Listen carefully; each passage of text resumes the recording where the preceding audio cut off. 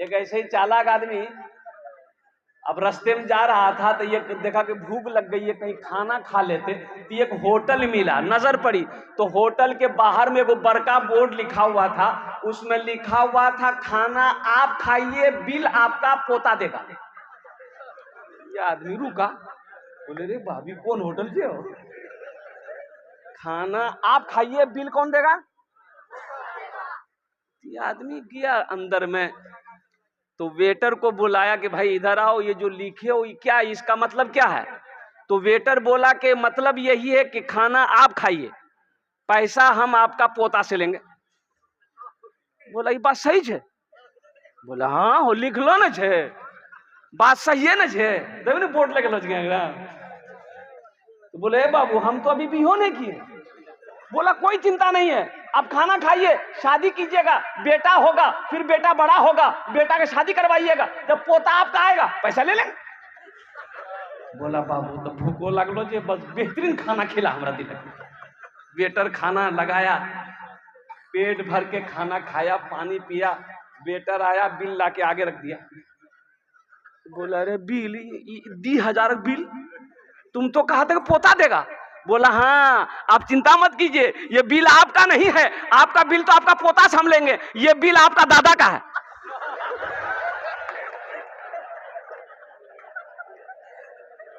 ढेर चालाकी नहीं करना है, इसलिए दिल जमी के साथ बैठे रहिए जब तक बयान हो, जब तक मेरा बयान खत्म ना हो, कोई उठने बैठने का सिलसिला ना हो। इसलिए कि मेरे बाद भी बड़े बड़े जय्यद आलिम दीन तशरीफ फरमा है, जिनकी तकरीर को आपको सुननी है और दुआ करके यहाँ से उठना है। कितने लोग दुआ करके उठेंगे, जरा अपने हाथों को उठाइए इंशाअल्लाह। अल्हम्दुलिल्लाह। अरे सोते तो हर रात सोते हैं, हर रात सोते हैं, अल्हम्दुलिल्लाह हर रात सोते हैं। आज की रात नहीं सोएंगे, क्या बिगड़ जाएगा भाई, क्या चला जाएगा भाई, क्या अल्हम्दुलिल्लाह बीमार पड़ जाएंगे? ऐसी बात नहीं है, कुर्बान जाओ। शायद आज की रात के जगने को, मेरे इस बैठने को रब ने कबूल कर लिया तो आखिरत के लिए बख्शिश हो, निजात का जरिया बन जाएगा। अल्हम्दुलिल्लाह सुम्मा अल्हम्दुलिल्लाह। और बहुत अच्छा मौका है मेरे भाई, बड़े बड़े अल्लाह वाले यहाँ पर तशरीफ फरमा है, जिनकी दुआएं होंगी उनकी दुआओं पर आप आमीन कहेंगे। अल्हम्दुलिल्लाह सुम्मा अल्हम्दुलिल्लाह। यहाँ पर इस मजमे के अंदर में अल्हम्दुलिल्लाह दुआएं कबूल होगी, इसलिए दुआ करके जाना है। कुछ पैगाम है मुझे आप तक पहुँचाना है इंशाअल्लाह। पहली बात तो हम नौजवानों से कहना चाहेंगे, मेरे बच्चों एक वादा करो कि सुनेंगे, सुनकर अमल करेंगे, इंशाअल्लाह अमल करेंगे। देखो जलसा तो हम सुनते हैं, हम जलसा सुनते हैं, लेकिन एक कमी हमारे अंदर यह है कि अमल नहीं है।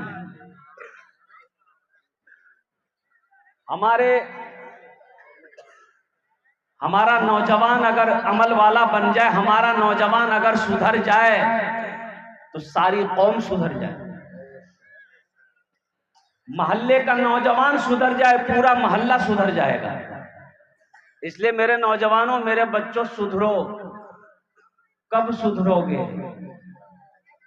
कब सुधरोगे? मरने के बाद। मरने के बाद सुधरने की जरूरत नहीं है, वहां फरिश्ता सुधार देगा। क्या बात सही कि गलत है? मरने के बाद फरिश्ता सुधार देगा। इसलिए ये दुनिया दारुल अमल है। आखिरत की तैयारी करो, कब्र की तैयारी करो, हशर के मैदान की तैयारी करो। ये देख रहे हो ये कैसा जमाना आ गया। ये देखो मोबाइल, ये 4G है, इसमें से एक को 4G नहीं, सब 5G मोबाइल है। अच्छा एक जमाना हम लोगों का था, हम लोगों के जमाना में ये सब कहाँ था?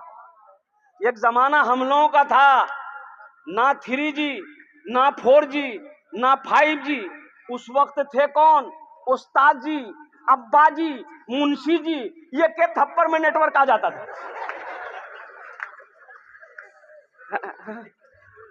क्या आपने अपनी की पट्टी खोल दी है? और कुर्बान जाओ, अभी हमारा छोटा छोटा बच्चे के हाथों में ये मोबाइल है, आईफोन हमारे बच्चों के हाथों में है।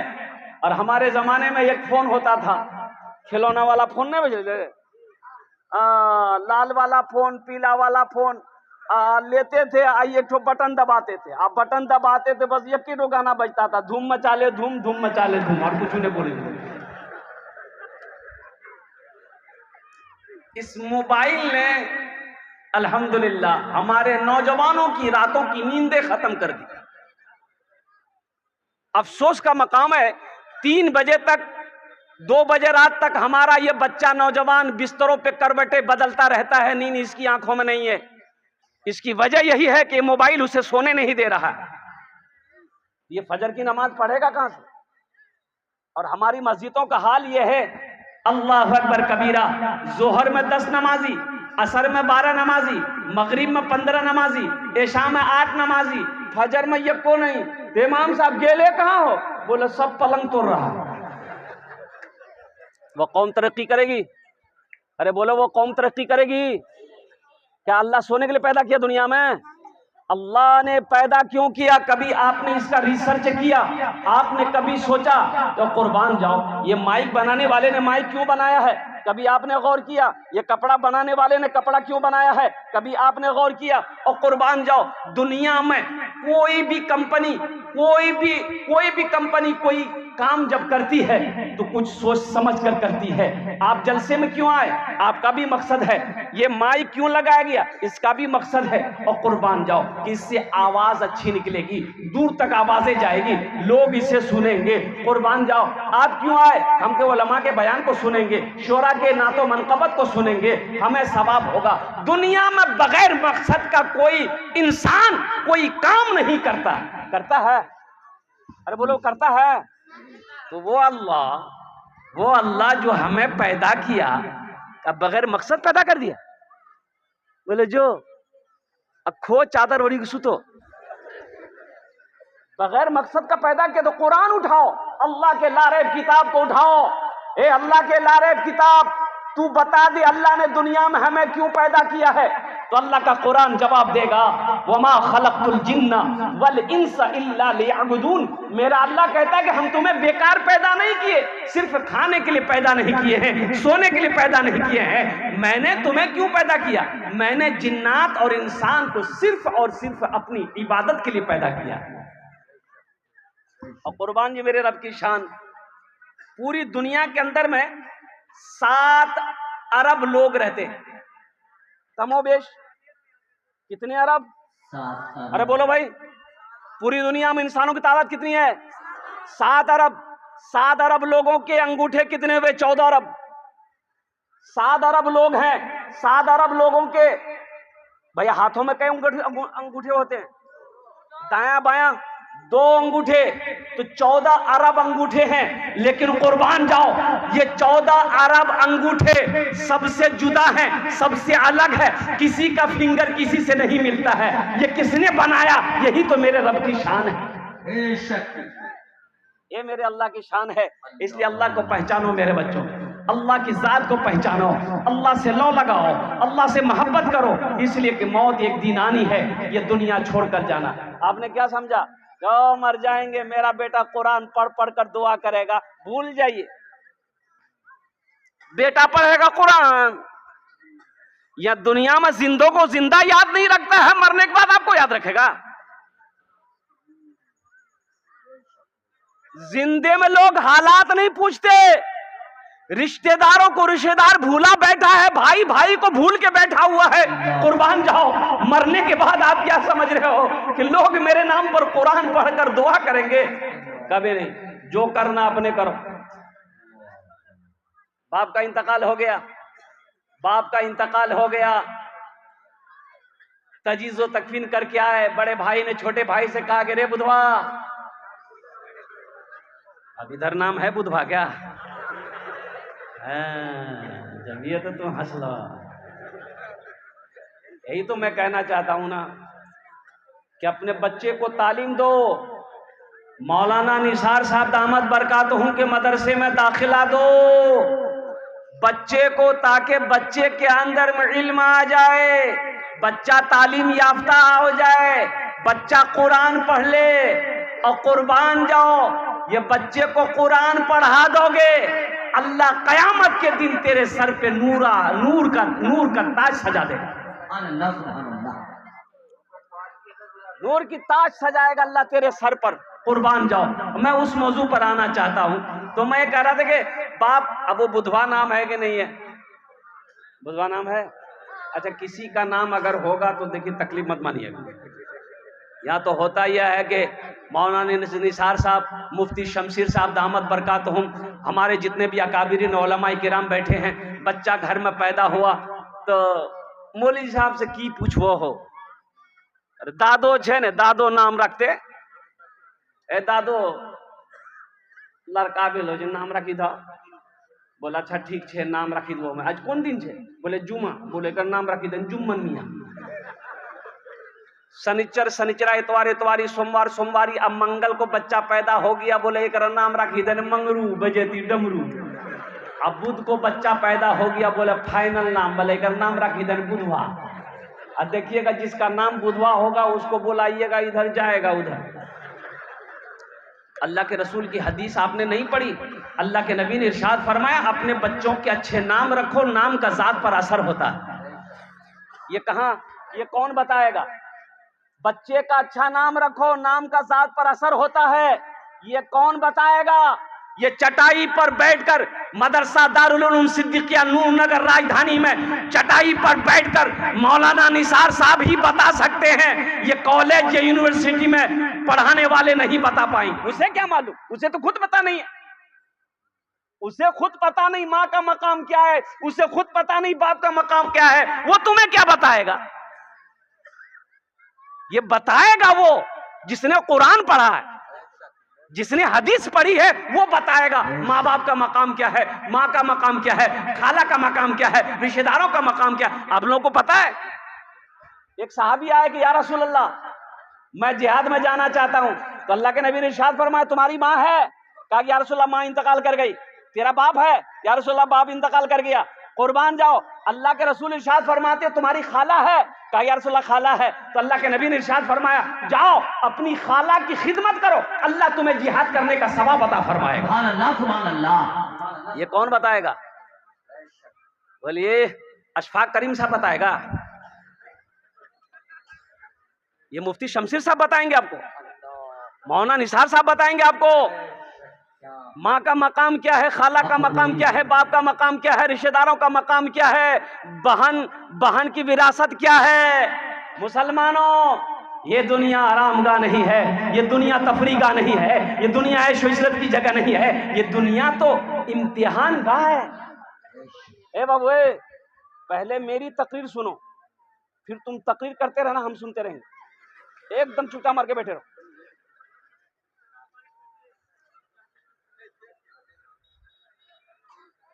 बाप के माल में बहन का हिस्सा है कि नहीं है? अरे बोलो भाई, है कि नहीं है? कितने लोग इस मजमे के अंदर में है जो अपनी बहन का हिस्सा दिए हैं, और कितने लोग इस मजमे में होंगे जो डकार करके बैठा है। बहन का हिस्सा खत्म, चाहे वो औलाद नहीं है। अल्लाह के क्या जवाब दोगे हशर के मैदान में? अल्लाह जब पूछेगा, अल्लाह को आप क्या जवाब दोगे? जलसा इस्लाह मुआशरा आप आए हो, ए नौजवानों, किसी के हक को ना मारो, किसी के हक को ना दबाओ, अल्लाह की बारगाह में इसका आपको जवाब देना होगा, जवाब देना पड़ेगा। एक भाई ने 4 बीघा जमीन बेईमानी कर ली। छोटा भाई कमजोर था, तो छोटा बोले नहीं भैया जमीन तो छोड़ी ने दो।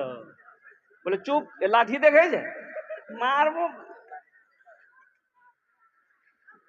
अब कमजोर आदमी तो चुप नहीं देख रहा।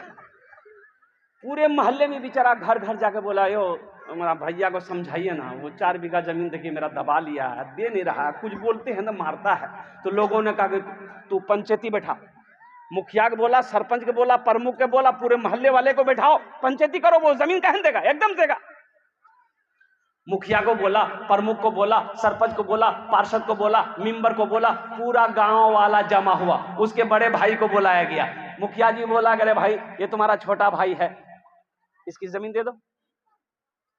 सरपंच साहब बोला, मुखिया साहब बोला, प्रमुख साहब बोला, पूरा मोहल्ला वाला बोला कि नहीं बात सही है, ये गलत है, छोटे भाई का जमीन नहीं दबाना चाहिए, तुम बड़े भाई हो, जमीन इसको तुम वापस कर दो। तो वो सबकी बात सुना खड़ा हुआ, बोला मुखिया जी हम आपकी भी बात मानते हैं, सरपंच साहब आपकी भी बात मानते हैं, पूरे मोहल्ले वाले आपकी भी बात मानते हैं, लेकिन हम जमीन नहीं देंगे। मान लो कहां तो लोगों ने छोटे भाई को समझाया कि बाबू सब्र कर लो, नहीं देगा।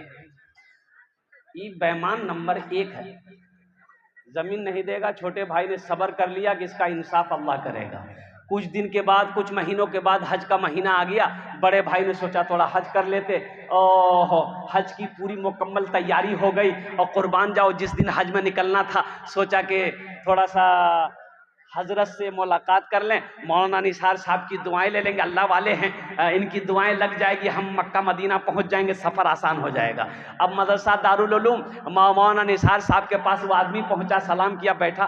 तो मौलाना निसार साहब सारा वाक़े से वाकिफ थे, सारे वाक़े से वाकिफ थे मौलाना निसार साहब। ये जो मेरे सामने में बैठा है बेईमान नंबर 1 है। अगर इम्तिहान बेईमानों का लिया जाए तो ये फर्स्ट डिवीजन में पास करेगा। मौलाना निसार साहब ने कहा कि कैसे बाबू, कैसे आना हुआ? बोले हे मौली साहब, तोरा मालूम नहीं जाओ? नहीं। बोले हम हाँ जाओ में जाइए। बोला अच्छा, हज में जा रहा तो पिछले का मामला फिट फाट है। बोला कि हजरत पीछे कौन मामला है, हम तो साफ सुथरा आदमी है। तो मौलाना निसार साहब को मालूम था कि अपने छोटे भाई का 4 बीघा जमीन बेईमानी किया है। तो हजरत ने कहा कि अपने भाई के जो 4 बीघा जमीन बेईमानी किए हो उसका, बोला अल्लाह हजरत उसी को माफ कराने तो हम जा रहे हैं। माफ होगा? अरे बोलो भाई, माफ होगा? और कुर्बान जाओ। हजरत ने जवाब दिया कि नादान, अरे तुम नादा क्या कहते नाकल है, एक हज नहीं तू 50 हज भी कर लेगा, अल्लाह तेरे हज को उस वक्त तक कबूल नहीं करेगा जब तक बेईमानी की भी जमीन अपने छोटे भाई की वापस नहीं कर देगा। इसलिए मुसलमानों, नौजवानों, ये दुनिया तफरी का नहीं है, ये दुनिया आराम का नहीं है, ये दुनिया ऐश व इशरत की जगह नहीं है, ये दुनिया इम्तिहान गाह है। यहां इम्तिहान दोगे, इसका रिजल्ट आखिरत में मेरा अल्लाह इनाम अता फरमाएगा, इसका रिजल्ट सुनाया जाएगा, इसका इनाम होगा जन्नतुल फिरदौस। इंशाअल्लाह जन्नत में जाएंगे, आज उठाओ इंशाअल्लाह। कहना जन्नत इतना सस्ता है? हाँ है, जन्नत सस्ती है। अल्लाह ने मोमिनों के लिए जन्नत बनाया है, अल्लाह ने मुसलमानों के लिए जन्नत बनाया है। अल्लाह ने जिसने कलमा तैयबा ला इलाहा इल्लल्लाह मुहम्मदुर रसूलुल्लाह पढ़ा है, अल्लाह ने उसके लिए जन्नत में तैयार कर। एक जगह तकरीर करके उठे, एक आदमी बोले मौलवी साहब रुको, की बात बोले मौलवी साहब जन्नत में बीड़ी मिलते है? बीड़ी कहा कि तौबा तौबा। क्या है भाई? बोले कि हजरत क्या करें, आदत बहुत खराब है, नहीं पिए ना, अच्छा ना लगे। तो हमने कहा कि जन्नत में तो बीड़ी पी हो तो जलाने के लिए जहन्नम जाना होगा। बोला वाह,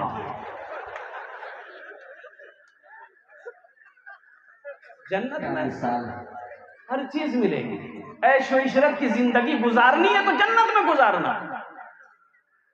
अल्लाह ताला ने हर नेमत अपने बंदों के लिए जन्नत में तैयार कर रखी है, बस सिर्फ और सिर्फ यहां तैयारी करनी है।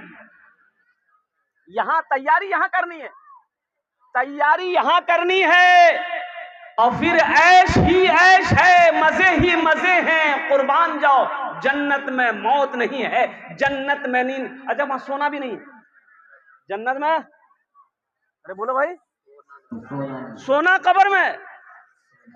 सोना तो कब्र में। तो कब्र में कौन सोएगा? जो यहां जगेगा वो कब्र में सोएगा, जो कब्र में सोने की यहां तैयारी करेगा वही कब्र में सोएगा। और जो यहां सो के अपनी उम्र गुजार दी, कुर्बान जाओ, तो कब्र में फिर ठोकैया। जन्नत में तो जाएंगे मुसलमान, जिसने कलमा तैयबा ला इलाहा इल्लल्लाह मुहम्मदुर रसूलुल्लाह पढ़ा है वो जन्नत में दाखिल होगा, लेकिन फरिश्ते पहले उसके बदन का मैल छुड़ाएगा, उसके बाद फिर अल्लाह जहन्नम से निकालेगा, दोज़ख से निकालेगा, उसके बाद फिर जन्नत में डालेगा। इसलिए नौजवानों, मुसलमानों, हम कहते हैं आखिरत की तैयारी करो, कब्र की तैयारी करो, हशर के मैदान की तैयारी करो। ये बच्चों मदरसा है, मस्जिद अल्लाह का घर है, मदरसा रसूलुल्लाह का घर है। मदरसा किसका घर है? देखिए, अपने बच्चे को आप मैट्रिक करा दिए, इंटर करा दिए, एमए करा दिए, बीए करा दिए, पीएचडी करवा दिए, एलएलबी करवा दो, यहाँ कटिहार नहीं, पटना नहीं, दिल्ली नहीं, लंदन ऑक्सफोर्ड में पढ़ा लो, और सुनो अमेरिका में पढ़ा लो, और सुनो जापान में पढ़ा लो, रूस में पढ़ा लो, हीरे जहरात खिला खिला कर अपने बेटे को पढ़ा लो, लेकिन सुनो उलमा फरमाते हैं, अल्लाह का कुरान कह रहा है हशर के मैदान में यही बेटा तुमको देखेगा, वो भाग जाएगा। बेटा देखेगा, अरे बोलो ना भाई, भाग जाएगा। बाप को देखेगा, बेटा भाग जाएगा हशर के मैदान में। ये अल्लाह का कुरान कह रहा है। बाप को बेटा देखेगा, भाग जाएगा। आपने उसे लंदन में पढ़ाया है, अमेरिका में पढ़ाया है, हीरे मोती उसे खिलाया है, लेकिन वो बेटा हशर के मैदान में देखकर भाग जाएगा। लेकिन कुर्बान जाओ, मुझे कह लेने दो, मौलाना निसार की साहब के मदरसे में अगर आपने अपने बेटे को कुरान पढ़ा दिया है, हाफिज कुरान बना दिया है, तो इंशाअल्लाह कसम खुदा की हशर के मैदान में कुरान पढ़ने वाला बेटा भागेगा नहीं, बल्कि हशर के मैदान में आपको ढूंढ कर निकालेगा, अल्लाह के सामने खड़ा होगा। अल्लाह आपके बाप के सर पे नूरानी ताज सजाए। नारे तकबीर, अज़मते उलमा जिंदाबाद, अज़मते कुरान।